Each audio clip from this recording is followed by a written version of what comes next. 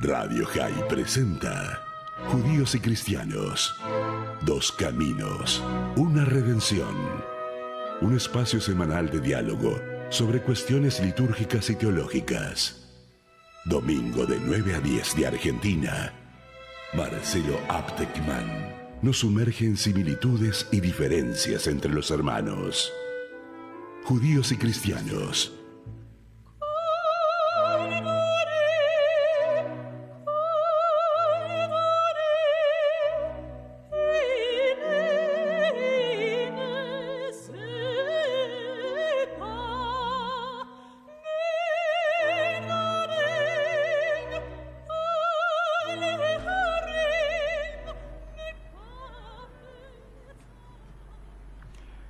Hola, buen domingo, buena semana, feliz vida, shalom. Bueno, bienvenidos a esta nueva emisión hoy de nuestro programa Judíos y Cristianos. Y hoy propongo un tema de conversación con un invitado, entrevistado, un tema de conversación que tiene muchísimo que ver con lo que hay en el diálogo entre judíos y cristianos, pero porque de esto hay mucho mito y se habla poco.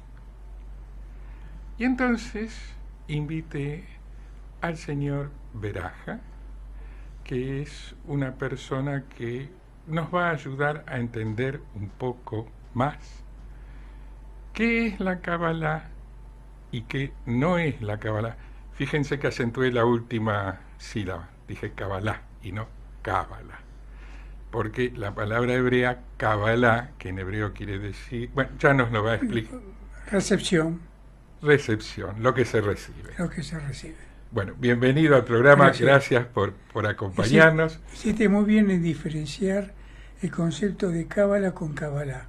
A ver. Es decir, la gente se confunde con el término del azar de la Cábala, Claro. el concepto del azar.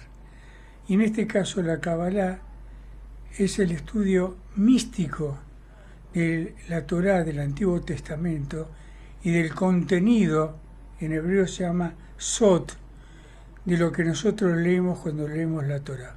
¿Puedo interrumpirte? Sí, sí.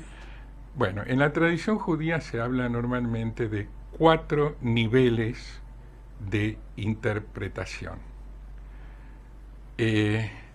Pshat, Remesh, Drash y Sod. Donde Pshat es, si yo leo el texto, ¿qué es lo que leo? ¿Qué dice? Los niveles siguientes son tener en cuenta el contexto inmediato y también tener en cuenta el siguiente nivel, el contexto total de la Sagrada Escritura, más los conocimientos de historia de ese momento, cultura de ese momento, etc. Son diferentes abordajes hermenéuticos. Y luego queda el nivel Sod. Ahora, un punto importante es, y yo se lo voy a plantear con una pregunta para que quede claro a través de su respuesta.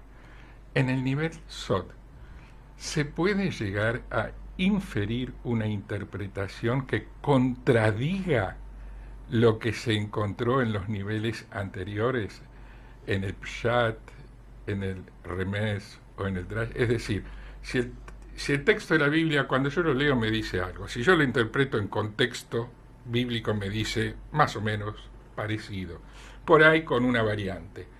Y si lo interpreto más en profundidad, con estudios, ¿puede la interpretación Sod ser? No, es todo lo contrario.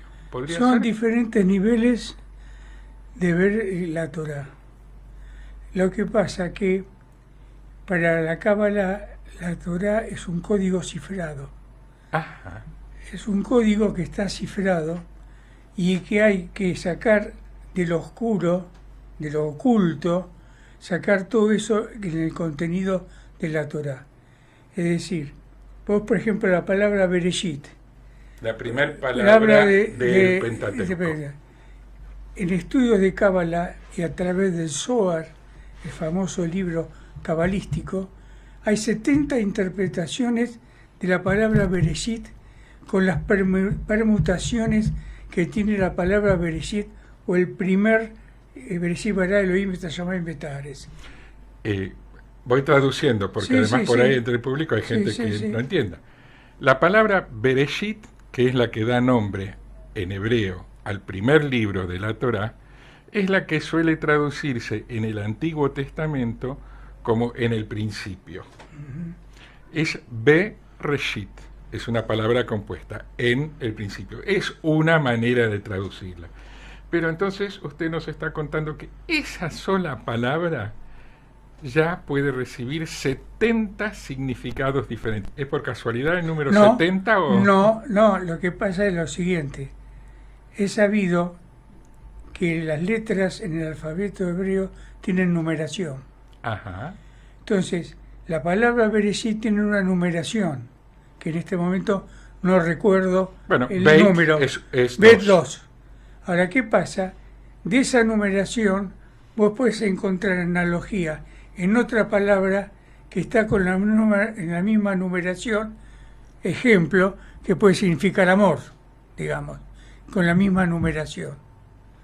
O sea, a ver, si por ejemplo la palabra ajá, que es 181, 1 más 89 más 1, 10, puede significar lo mismo que otra palabra cuyas letras también, si sumo el valor de las sucesivas letras, me dé 10. Que te dé la misma numeración. Claro. Entonces, ¿qué pasa? Por ejemplo, un ejemplo de numeración. La Torah empieza con la Bet y termina con la Lamet. La primera letra de la Torah es la Beit y la y la última última es la Lamet, que se pronuncia como la L en L, castellano.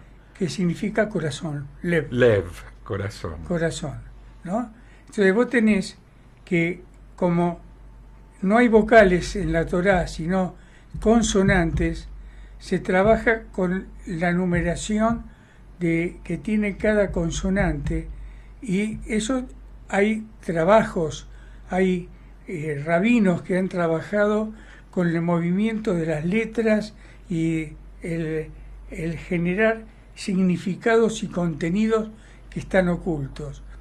Y yo cuando hablo de sot o oculto, siempre doy un ejemplo. Una planta, su raíz está oculta, se manifiesta en la flor, pero lo oculto, lo verdadero está en la raíz.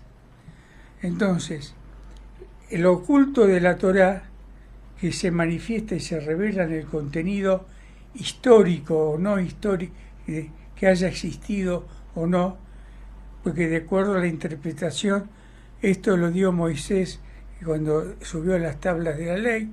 Otros que dicen que el Zohar o la Torá está hecho por el Zohar principalmente por Moisés de León en España en el año 1500. Entonces, ¿qué pasa? Al entrar uno en ese contenido del Sot, del oculto, uno se encuentra en cabalistas que han trabajado desde hace miles de años, Simón Bar Yochai, el Ari, todos que han trabajado con los contenidos de la Torá, que se hace fascinante ver esos contenidos ocultos que hay en la Torá. Entonces, ¿qué pasa? Y hay interpretaciones. Tenés el ejemplo de la salida de Egipto, cuando el pueblo está tienen que cruzar el mar y se encuentra con la dicotomía de cruzar o no cruzar. Eso lleva a una enseñanza en la vida personal de cada uno. ¿Qué decisión tomo si cruzo para la liberación o me quedo y soy atrapado por los egipcios? de ¿Y qué pasa? Pero ¿por qué se cruzó? Porque hubo un personaje que se animó y dijo: yo me animo a cruzar el río. Para cualquiera parecía ser una locura que yo cruce la avenida 9 de Julio con el semáforo en verde. Pero el tipo dijo: yo cruzo. Y hasta que el agua le llegó hasta la nariz, después se abrió justamente el mar. Entonces, ¿qué pasa? En la Torah, en el estudio de la Kabbalah, se entra, primero porque es algo que en su momento fue esotérico y oculto para grandes sabios, grandes rabinos, grandes estudiosos. Después, los últimos años, empezó el criterio de difundir la Kabbalah que vaya para todo el mundo. ¿También para no judíos? Sí, señor, porque se dice que la Kabbalah no manifiesta que es parte de una religión, sino que es de un contenido general para todo el mundo. Tal es así, yo entre gente amiga y en las redes sociales... Perdón sí, que te interrumpa. sí. Entonces, hay una manera de leer las Sagradas Escrituras del pueblo judío que tenemos en común con los cristianos, que es una manera propia del pueblo judío hasta ahora, pero que está abierto para los cristianos que quieran estudiarla. ¿Entendí bien? Sí, pero vamos a aclarar una cosa. ¿Ven que esto tenía que ver con Claro. el diálogo interconfesional? Claro. Pero vamos a aclarar una cosa que yo sostengo personalmente. A ver. Hay etapas sin contenidos de la Kabbalah. Es decir, yo soy un lector asiduo de la Kabbalah, pero yo sé que tengo maestros o gente con mayor capacidad y de contenido de estudio de la Kabbalah. Vos, por ejemplo, no darías clases. Yo no daría clase. No daría clase porque no me considero un maestro y digo, yo sigo otro criterio. ¿Pero cuántos años estudiaste 20 Kabbalah? años, 25. Ah, claro, recién estás empezando. Claro. Más, te digo, cuando yo empecé con Kabbalah con un grupito de gente amiga, nos reuníamos en un lugar entre nosotros que no había libros, no había contenidos como hay ahora para estudiar Claro, Kabbalah. ahora por internet además. Ahora te por llega internet de lo que vos, todo. no había nada. Nos Ah. tomaban por locos, por chiflados. Yo iba a la librería Kier a entregar los papelitos que dábamos alguna charla de Kabbalah y aparecía alguien para que le expliquemos en general. Entonces, ¿qué pasa? Hay diferentes niveles. Una persona no judía puede entrar en el concepto. Por ejemplo, tenés la parte académica de Kabbalah, Gershom Scholem. Fue un estudioso. Gershom Scholem fue un gran Estudio académico. Es decir, que uno lo lee y hace todo un estudio de contenidos de la Kabbalah. Fue un estudioso de todo el misticismo judío. Sí, señor. Ahora me viene a la mente una obra maravillosa de él, el misticismo extraviado, la historia de los falsos mesías en el pueblo de Israel, ¿no? No, Tremendo, sí, un análisis histórico, Sí, sí. pero al mismo tiempo también con sensibilidad para la lectura confesional. Las Claro. dos cosas. Claro, pero eso es un estudio académico, digamos. Sí. Entonces, ¿qué pasa? Yo digo que la Kabbalah es como vos agarrás la electricidad, pasa por el cable, vos no la ves ni la sentís. Ahora, cuando pones el dedo dentro del enchufe, sentís la electricidad, Sí. ¿no? Si no, no la ves ni la cosa. Entonces, hay diferentes niveles. Entonces, hay nivel, el que no sabe hebreo está muy limitado a estudiar la Kabbalah porque no tiene el contenido del alfabeto hebreo. Claro. Entonces llega a determinado nivel, a diferentes grados. Eso le impone una Le impone limitación. una limitación. Después, quienes les resulta difícil estudiar el Zohar, porque el Zohar no es un libro fácil de leer varios tomos, tienen contenidos criptográficos, contenidos ocultos, que es motivo de estudios de rabinos durante años, no es fácil. Es decir, hay que tener una capacidad de conocimiento como tal. Y están los más avanzados, que son los maestros. Pero ¿qué pasa? Esta apertura de la Kabbalah que se dijo, hay que difundirla, porque es para todo el mundo. No pasa de qué religión seas. Ahora, ¿qué pasa? Eso a su vez te lleva al no creyente judío de religión judía, o inclusive al mismo judío laico, digamos. O sea, que no le- reza, no que come no kasher reza, y no no come descansa el kasher, Shabbat, nada. pero tiene su identidad judía, Tiene su identidad con judía, otros contenidos. entra en ese tema y empieza a interiorizarse de situaciones o de cosas que antes uno no lo sabía o no lo contenía o no se lo explicaron. Cuando vos tenés, cuando hacen la amidad, el rezo contra la pared, Que uno se pone de pie. de pie. ¿Pero qué hace? 3 movimientos. Pasito para y para atrás. atrás. ¿Qué significan esos 3 movimientos? Que salís de este mundo y entras al mundo espiritual. Ok, ¿Eh? ok. Entonces, vale. Y el movimiento del cuerpo continuamente rezando, esa inclinación, significa que estás vivo. No estás duro ahí rezando. Que tenés movimiento, que tenés vida. Entonces, ¿qué pasa? Cuando vos entras ya en esos terrenos en la que uno no tenían por qué. Yo estudié en Yeshiva, estudié Una yeshiva es una casa de altos estudios judaicos. pero también he estado con el grupo Masorti en Amihai, he Que estado son en judíos conservadores que no le dan tanta importancia al Talmud, por ejemplo. pero yo te digo una cosa, en su momento en Amihai, A ver. cuando yo hablaba de Cábala, estaba medio prohibido, hasta que después de un momento empezaron a enseñar Cábala en Amihai. ¿Está claro? Ah, sí, enseña. Sí, ya, te Qué digo, bien. en su momento, y alguna gente de Amihai venía a algunas charlas de Cábala. De la sinagoga, de la comunidad de Amihai Amihai. en su momento. Qué bien. Entonces, ¿qué pasa? Lo importante de todo esto, que vos del diálogo judío-cristiano, que yo tengo mucha gente amiga cristiana, porque hasta estudiamos juntos, es el interés en el tema. Y hay diferentes niveles de interés. Uno porque se acerca y dice, ejemplo, yo me llamo Montenegro. ¿Tendré una raíz judía por el apellido? Porque me parece que en mi mamá había algo de mi abuela y yo vengo a Cábala o a veces asisto al servicio religioso de Shabbat y me emociono, por ejemplo.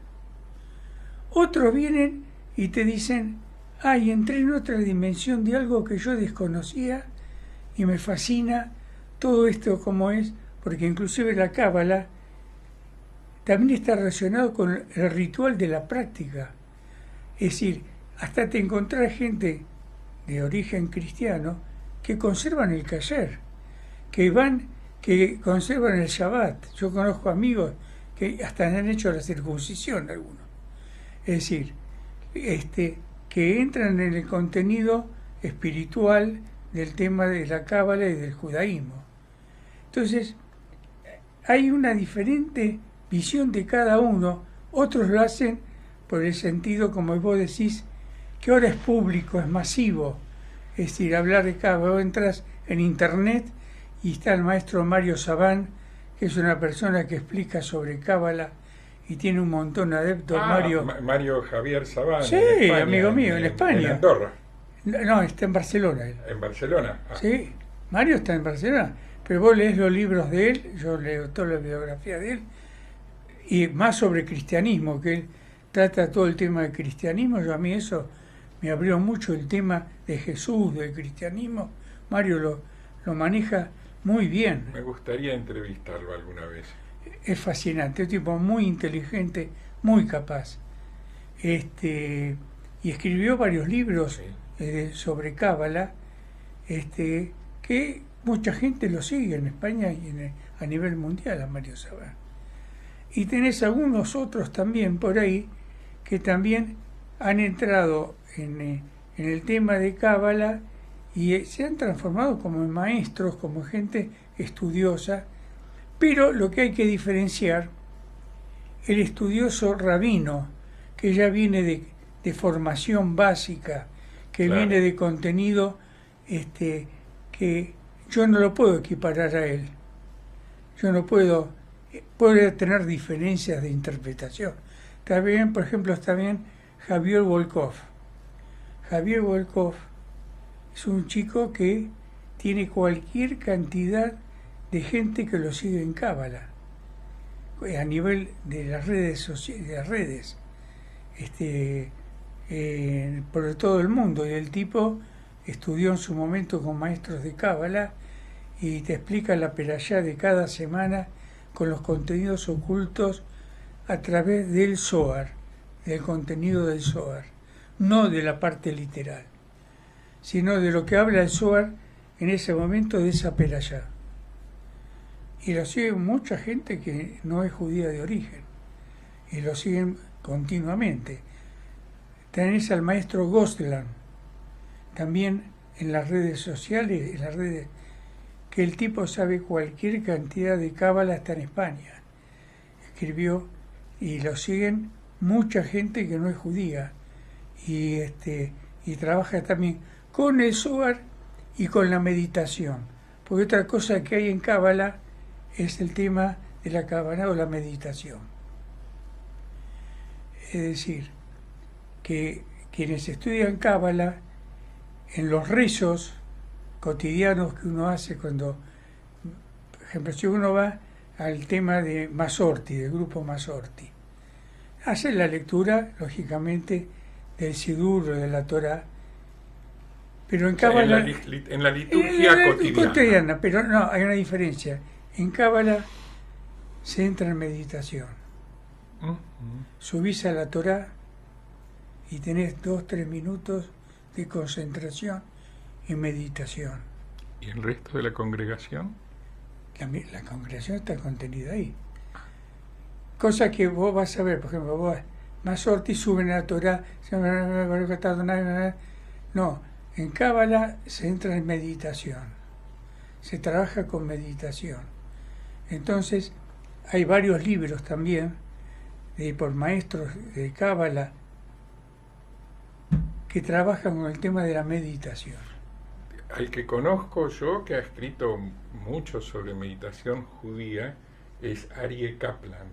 Aryeh Kaplan es no meditación, es mucho más. Es mucho más, pero ese es uno de los temas. Es lo más. Aryeh Kaplan escribe sobre la espiritualidad judía en todo. Entre otras cosas, por lo menos un libro, debe tener más de uno sobre esto, sobre la meditación judía. Pobre, murió joven. Ah, sí, no. Sí, se murió joven. Yo tengo los 3 libros de Kaplan. A mí, leyendo a Kaplan, me abrió el panorama cualquier cantidad. Con K. Kaplan con K. Aryeh con H al final. Sí. A mí me abrió muchísimo la lectura de Aryeh Kaplan. Entonces, ¿qué pasa? Se trabaja mucho en meditación. Es decir, que los contenidos que digamos que uno en cábala, no solo está la parte que te pueden explicar el árbol de la vida, los sefirot, todo un contenido, digamos, de contenidos. Yo muchas veces lo relaciono el tema del Sod, de la cábala y del oculto, con el tema de lo cuántico, ¿no? Que nosotros tenemos 3 niveles en la física. El nivel nuestro, el que pisamos acá y caminamos, el racional, el límite. Tenés lo macro, lo que nos supera, Einstein, lo relativo, lo que no te puedes imaginar, lo que son 10 años luz, millones de kilómetros, 300.000 kilómetros por segundo la velocidad de la luz. Bueno, después tenés lo micro, lo cuántico, que el comportamiento de la materia o no materia es completamente diferente a lo de este mundo en el que vivimos nosotros. Es decir, el gran avance de la ciencia era lo cuántico. Y la cábala, ya los maestros de antes, ya estaban trabajando con el tema cuántico, con los contenidos oculto, que eso es el Sot. Encontrar lo oculto, porque en la oscuridad, en lo oculto, es decir, está el fondo, que lo que nosotros vivimos es el 1% de la realidad. No es la verdadera realidad. Entonces vos tenés que entrar en el contenido oculto, todo eso, para ver que hay otras cosas detrás de todo eso. Y si ahora nos está viendo, ponele a alguien judío o no judío, hombre o mujer, y tiene ganas de estudiar un poco, conocer un poco más del tema. ¿Qué es la Kabbalah? Vos ya dijiste, vos no enseñás. Nombraste varios autores, pero también dijiste que el maestro es importante. ¿Hay algún lugar a donde se pueda estudiar, un lugar abierto al público donde se pueda estudiar en la Argentina, en Buenos Aires, por ejemplo, Sí, que se hay pueda estudiar varios Kabbalah? lugares Kabbalah. Hay varios. Hay varios lugares. Pero ¿qué pasa? El tema radica en lo siguiente, que la Kabbalah es como una escalera, tenés que ir por peldaños, Sí. no puedes ir de golpe, y lo racional no lo puedes hacerlo totalmente racional, sino dejar fluir.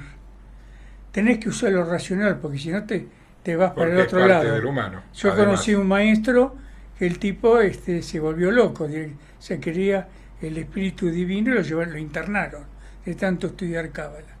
Entonces tenés que mezclar lo racional con lo espiritual. ¿Hay un Entonces, peligro de volverse loco estudiando sí, Kabbalah? hay gente que se ha vuelto loca, Ah, bueno, no es chiste. que han entonces. perdido la noción de las cosas, porque ¿qué pasa? Entras en un terreno que, por eso te dicen que los maestros para estudiar Cábala tenés que tener más de 40 años, ser una persona sensata, una persona que vivís en este mundo, que comés, que dormís, que vivís, que trabajás. O sea que aquella antigua limitación era en realidad para proteger al estudiante que antes de que se meta tenga una vida armada que lo contenga. Que lo contenga, pero ¿qué pasa? Te plantean el estudio. Te dicen, el estudio de la Cábala sería mejor que lo estudies al momento del alba, de la noche, que es una conexión más profunda que si lo estudias durante el día. Pero ¿qué pasa? El tema es no entrar en el querer que porque leíste 3 libritos, 2 libritos, ya sabés Cábala o lo que sea. Yo personalmente sigo un poquito el criterio de los budistas. En el budismo te dicen, al llegar al nirvana, llegar a lo máximo, no puedes planteártelo en querer, yo voy a estudiar y quiero llevar al nirvana, sino dejar que eso surja espontáneamente. Claro. Te lo dejas llevar, por eso te digo que yo no soy maestro. Entonces, yo me dejo llevar por la lectura de la Cábala, estudio Cábala, leo. Vos no sos maestro porque la Kabbalah es tu maestro. Claro. Entonces, ¿qué pasa? La lectura, el conocimiento, la lectura también de diferentes intérpretes o escuelas cabalísticas. Hay diferentes escuelas. Escuelas cabalísticas con diferentes. Vos tenés, por ejemplo, Chabad Lubavitch tiene el Tania, Sí. ¿no? Es decir, no es que está diferente totalmente de los contenidos, pero tiene una tradición. Chabad Lubavitch es un movimiento internacional generado por una de las estirpes rabínicas hasídicas, porque el pueblo judío es un pueblo muy, muy diverso, muy variado, ¿no es cierto? Sí, señor. Y el hasidismo es una manera de vida y de practicar la religión judía, y tiene estirpes, linajes de rabinos. Y hay un linaje en particular, el de la familia Schneerson, que dio lugar a una organización internacional, Chabad Lubavitch, que tiene como su libro místico el Tania. El Tania. Pero que se puede leer aunque uno no sea Lubavitch, aunque uno no sea judío. No, lo sé. Puede agarrar un Tania, abrirlo y a ver qué te dice cuando lo abrís. Claro, lo que pasa es que la interpretación también, si no tenés la base, es otra historia, porque ojo, en Cábala, cuando vos empezás en Cábala, no entendés nada. Si te hace una mezcolanza total, yo con la gente usa lo racional, Claro. y no entendés nada porque es un lío de cosas, de esto, del otro. Y yo planteo que no puedes entrar en tenés que dejarte llevar, fluir, dar tiempo a cada cosa. Es decir, y ver, por ejemplo, en su momento, a mí Gershom Scholem me sirvió para ver la Cábala desde el punto de vista académico, que es una visión digamos, importante diferente, porque tiene que ver con la tiene realidad. la realidad que me permitió interpretar y entender por qué los movimientos hasídicos, Pero también Aryeh Kaplan a mí me sirvió para entender un montón de conceptos ocultos, por ejemplo, la circuncisión, por ejemplo, cómo explica el tema de la circuncisión y todo eso, que uno lo ve de diferente manera de acuerdo a los niveles que uno va a estudiar. Pero ¿qué pasa? Están los verdaderos estudiosos, que están Sfat, verdaderamente los estudiosos de Kabbalah. Sfat es una de las 4 ciudades sagradas del pueblo judío, Sí. otra muy famosa de Jerusalén.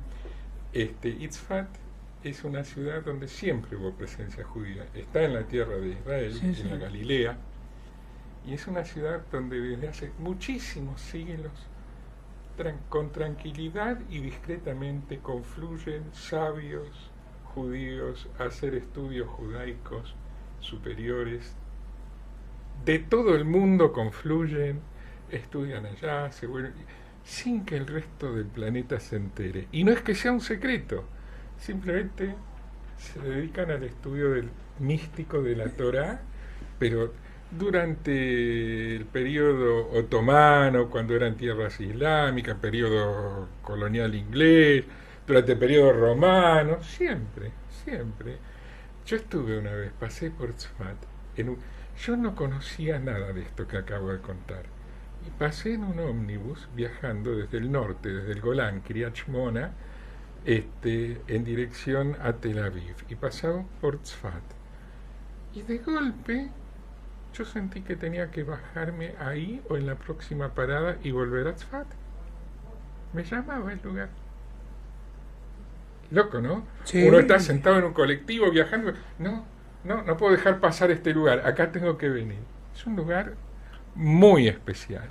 No, y aparte vos tenés Lag BaOmer. Yo estuve en Lag BaOmer en Sfat. Que es una de las festividades del calendario litúrgico hebreo. Especialmente la cantidad de gente que va a las tumbas que están ahí de Shimon Bar Yochai y todos los místicos, grandes rabinos grandes místicos. rabinos que van ahí al Monte Merón a rezar y todo. Es un mundo fascinante. Yo la pifié, porque yo era la única oveja negra que había ahí. Eran todos súper religiosos. Eras el único sin barba. Sin barba. Era un argentino Tzfat. No, pero familias enteras con los chicos, con los carritos. Sí. Era yendo ahí al Monte Merón. Era algo fascinante ver la procesión de gente que había en el Monte Merón. Entonces, ¿qué pasa? Hay que tener cuidado con el tema de la cábala, porque está a veces distorsionado. Es decir, hay distorsiones, gente que lo utiliza en las famosas cartas de tarot, claro. porque el tarot tiene letras en hebreo, el tarot. Sí. Es decir, gente que... Pero la Kabbalah no es un sistema adivinatorio no es de como el de no, pero también está la parte como pragmática de la cábala también. Ejemplo, la cinta roja, por ejemplo. Tenemos la cinta roja. Porque es casualidad, ¿no? No, porque dice que es contra el mal de ojo, unos dicen. Otros dicen... Hamse Fieneki. Otros plantean... La frase Hamse Fieneki es tradicional entre los judíos orientales, sefardíes. Hamse quiere decir 5, referencia a los 5 dedos de la mano. Fieneki, para el ojo. O sea, una mano que frena el mal de ojo. Es una superstición, pero la cintita roja la uso. La usa, por eso te digo. Es una superstición, claro, pero la uso. La usamos. Entonces, ¿qué pasa? Porque que existen, existen. Claro. Entonces, ¿qué pasa? También están, a mí me consta, en su momento vino un gran cabalista en la Argentina, de una persona que estaba en estado completamente de hibernación internada, y yo conocí a esa persona. Lo trajeron de Israel, espera que me acuerdo el nombre muy famoso de y el tipo le pagaron una cifra importante. Él dijo, yo acepto esta cifra, pero después yo recibo a todo el mundo en forma gratis. Se encerró con esa persona en el sanatorio, querer reventar. Esa persona después salió. Y sí. Ahora, puede ser la medicina. La sanación espiritual. El tipo, no, porque por ahí hay cristianos que creen sí, que como hay curas sanadores, que los hay Sí, y sí, sanan, creen que la sanación es patrimonio exclusivo de los curas. Y con todo respeto, hay curas sanadores que sanan, y hay gente de otras religiones, tampoco judíos solamente, judíos también. sí, sí. Hay gente de todo el mundo que por ahí le vendrá de Hashem, de nuestro Señor, el poder de sanación. Por ahí no hicieron nada para merecerlo, no saben a veces cómo usarlo hasta que van aprendiendo. Pero existe, hay gente que tiene poderes de sanación, es así. Así que, y los maestros cabalistas, algunos tienen. Algunos lo tienen, Ajá. tienen ciertos grados de capacidad, porque el estudio de la Kabbalah es como, a veces nosotros explicamos, porque están separados los hombres de las mujeres en el templo, ¿viste?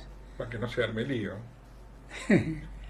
Pero ¿qué pasa? En los cabalistas te van a decir, la mujer no necesita rezar, porque su alma espiritual es pura y sana el momento que concibe vida. Para el varón, el rezar es una necesidad, porque el varón es bruto naturalmente, espiritualmente. Entonces, necesita la práctica de la oración, es decir, la conexión que es la oración, para elevarse espiritualmente, porque una simple mujer común es más espiritual que el gran rabino. Es más espiritual, ¿sabes por qué? Porque al gestar sirve con amor a otro. Y ese es el camino del crecimiento espiritual. Claro, bueno, entonces no necesita en sí rezar. Ella, con que prenda las velas del Shabbat, que únicamente lo hace la mujer, que da el inicio del Shabbat, es tanto más espiritual que el varón que todos los días se pone los tefilín. Que los tefilín son unas cintas de cuero con unas cajas que, bueno, algún día hablaremos de eso. Traeremos Sí, sí.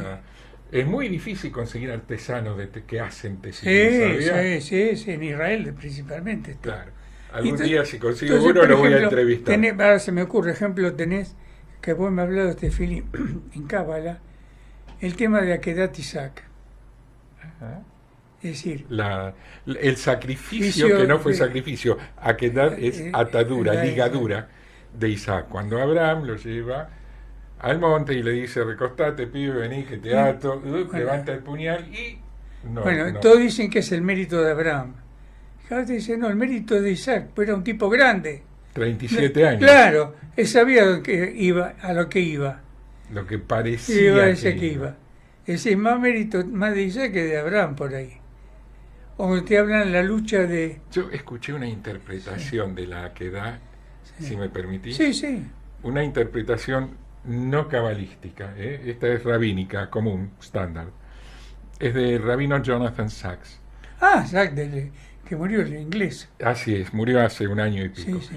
Que dice que la Akedah, o sea, cuando Abraham ató las muñecas de su hijo Isaac para aparentemente por obediencia al Señor sacrificarlo, y el Señor le dijo, ahora que sé que me obedeces, no hace falta nada más, podés soltarlo.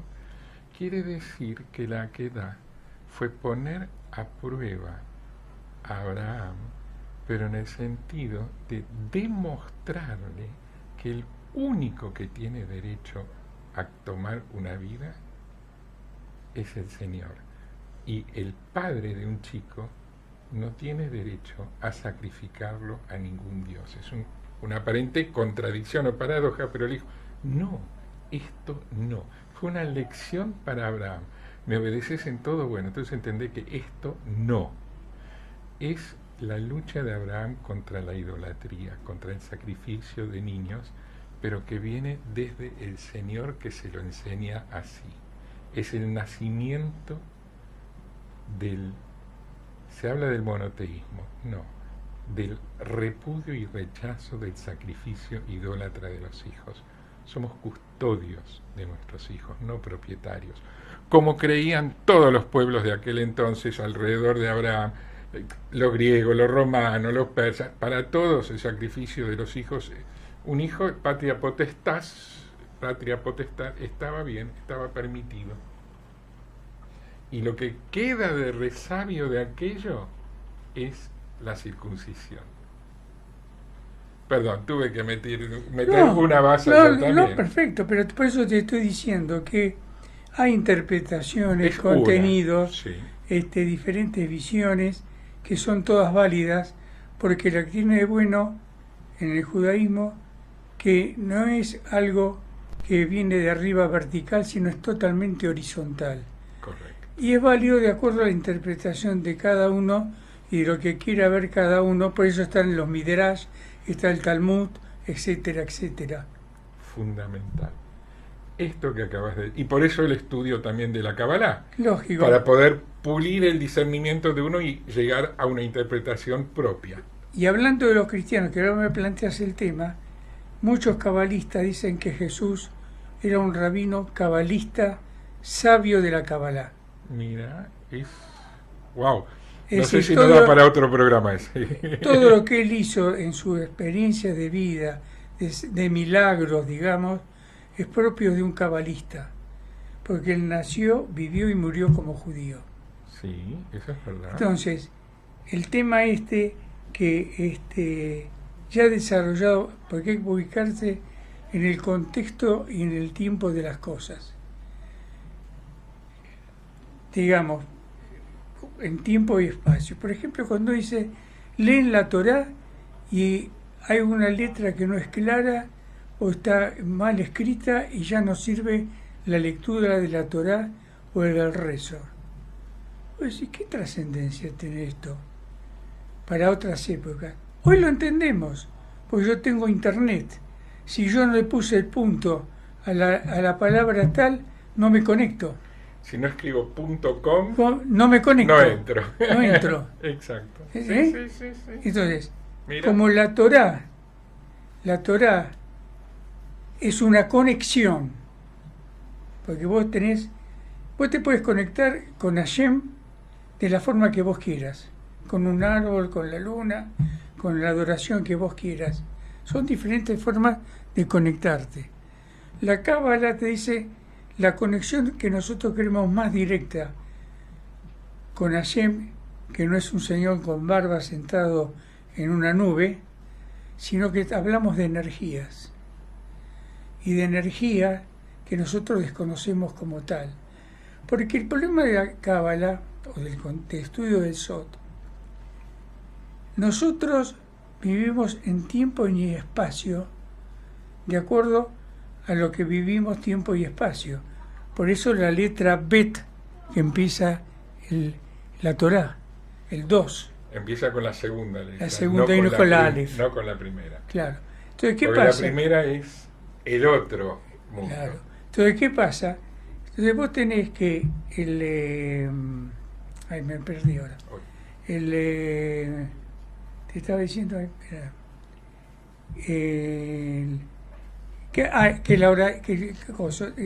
El rezo en la Cábala es una conexión.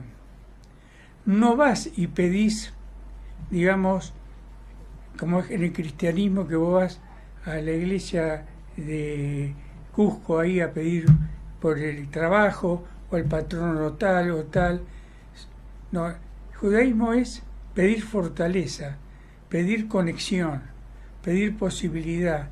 Es decir, es una conexión establecida por los maestros en todo el contenido del Sidur o de la Torá. Vale, pero yo tendría cuidado con las comparaciones porque... No digo que es mejor o peor. No, y bueno, gracias por aclararlo, porque si no, las comparaciones pueden ser interpretadas de manera odiosa. No, yo no digo ni que es mejor ni peor. Es otra cosa. Es otra cosa, correcto. Nada más. No. Bueno, por hoy me parece, por el horario, porque este programa durará una horita, hoy... Bueno, ha sido un placer estar contigo. Para mí también. Y con la audiencia de Radio High, y en lo que pueda ser útil para mí es muy importante. Yo creo que yo te agradezco porque es útil e importante que judíos y cristianos conozcan un poco más de este patrimonio cultural del pueblo judío, al que le has dedicado 20 años de estudio y dedicación tuyos, y al que incontables generaciones le han dedicado sus vidas, y que es un patrimonio que ojalá pueda servir para iluminar más vidas. Ya que el padre Quiles lo hizo en la Universidad de El Salvador. Ismael Es el Quiles, sí. estudiando Kabbalah, el padre Quiles. Sí, Fue sí. lo primero que estableció el tema de estudio del judaísmo en la Universidad de El Salvador, padre Quiles. Mira, Bueno, ha sido muchas gracias por... muchas gracias a vos. Shalom, shalom. Hasta el domingo.